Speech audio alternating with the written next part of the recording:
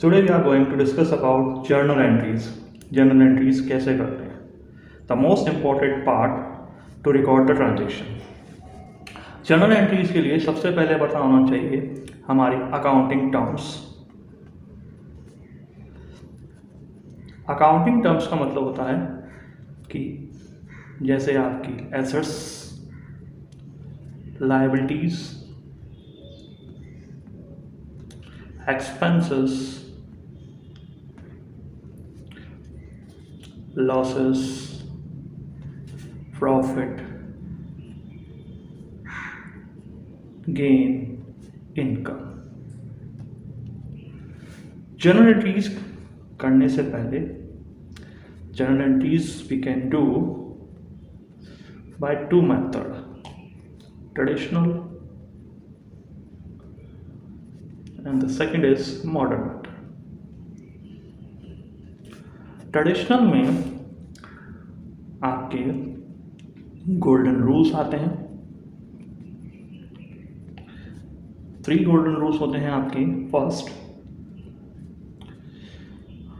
Debit what comes in and credit what goes out,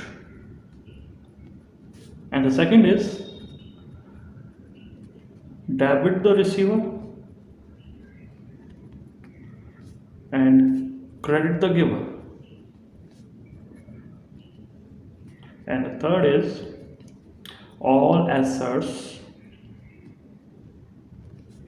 losses and expenses will debit, and all liabilities and income, profit will credit. But we have to discuss about the modern method. Modern method जो कि बहुत easy है।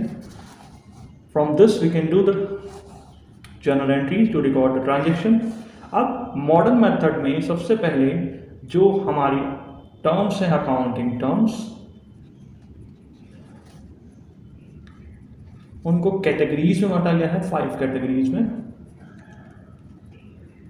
5 categories means assets, 5 to 6 categories हैं आपकी। Assets, expenses, losses and other is liabilities, income, gain, यहाँ पे profit. Gain और profit में डिफरेंस क्या है? गेन एसेट्स को सेल करने से आता है कि दैट मीन्स की एसेट्स 5000 की एसेट्स है, हमने 6000 की हमने परचेज की थी 5000 में और 6000 में हमने सेल कर दी, तो ये आपके लिए 1000 का गेन हो गया। प्रॉफिट में क्या होता है? आपका जो गुड्स होता है जिसमें आप डीलिंग करते हो, ट्रेडिंग करते हो, जिसको सेल परचेज का काम करते हो, उसको अगर सेल करने से सेल करते हैं तो जो भी आपका डिफरेंस है सेल माइनस परचेज, अगर सेल ज़्यादा है परचेज कम है तो आपका प्रॉफिट होगा, अदरवाइज आपका लॉस होगा। नाउ जब भी हम बिजनेस करते हैं तो बिजनेस 2 तरह की चीज़ों का होगा आपका, एक गुड्स और दूसरा सर्विस। गुड्स में क्या करते हैं आप? कोई प्रोडक्ट है उसका या तो मैन्युफैक्चर करते हैं या फिर आप उसको परचेज करते हैं, देन उसके बाद आप उसको सेल करते हैं। देन उसके बाद ना हमने कैटेगरी में बांटा। अब जर्नल एंट्रीज की बात करते हैं। सबसे पहले मेन जो चीज़ होती है, द इम्पॉर्टेंट थिंग, कि अकाउंटिंग टर्म्स हमें जानना जरूरी है। अगर आप अकाउंटिंग टर्म्स नहीं जानते, what is assets, what is liability, what is income, तो थोड़ा जनरल एंटिटीज में आपको दिक्कत हो सकती है। So first of all we need to know what is accounting terms. Accounting terms जैसे नॉर्मल जो भी आपके कीवर्ड्स जो हैं आपके यूज आते हैं अकाउंटिंग, वैसे जैसे साइंस में आते हैं आपके CO2 वगैरह, कार्बन डाइऑक्साइड वगैरह, इसी तरह आपके कॉमर्स में अकाउंट्स में अकाउंटिंग टर्म्स यूज आती हैं जिसमें एसेट्स, लायबिलिटीज, इनकम, एक्सपेंसेस जो भी है आपके वो चीज़ें होती हैं। अकाउंटिंग टर्म्स जानने के बाद हमने जो भी है कैटेगरी में डिवाइड किया। इन कैटेगरी में एक कैटेगरी थी एसेट्स, एक्सपेंसेस और लॉसेस, अब दूसरी कैटेगरी आपकी है लायबिलिटीज, इनकम, गेन या प्रॉफिट जो भी कह दो, depend on the accounting terms या जो भी आपका है। अब इनकी अकाउंटिंग कैसे होती है थोड़ा ध्यान दीजिएगा। टी शेप का एक अकाउंट बनाते हैं समझने के लिए। तो टी शेप में डेबिट होता है लेफ्ट हैंड साइड, क्रेडिट होता है राइट हैंड साइड। डेबिट होता है लेफ्ट हैंड साइड, क्रेडिट होता है राइट हैंड साइड। नाउ अगर एसेट्स हो, एक्सपेंसेस हो या लॉसेस हो, इफ दीज आर इंक्रीजिंग, अगर ये इंक्रीज होते हैं तो उनको डेबिट करना है, और अगर डिक्रीज होते हैं तो उनको क्रेडिट करना है। ये एसेट्स, एक्सपेंसेस और लॉसेस। और उसी के opposite vice versa liabilities, income, gain और प्रॉफिट जो भी हो इनमें से अगर वो इंक्रीज होता है तो वी विल क्रेडिट देम, और अगर डिक्रीज होता है तो उसको डेबिट करेंगे। फॉर एग्जाम्पल एसेट्स सोल्ड, अब यहां पे एसेट्स हमने सेल की है, तो एसेट सेल करने का मतलब हुआ कि एसेट सोल्ड यानी एसेट मान लो मशीनरी ले लेते हैं हम, मशीनरी हमने बेच दी। अब ये देखा जाएगा कि सेल करने से मशीनरी कम होगी या ज़्यादा होगी।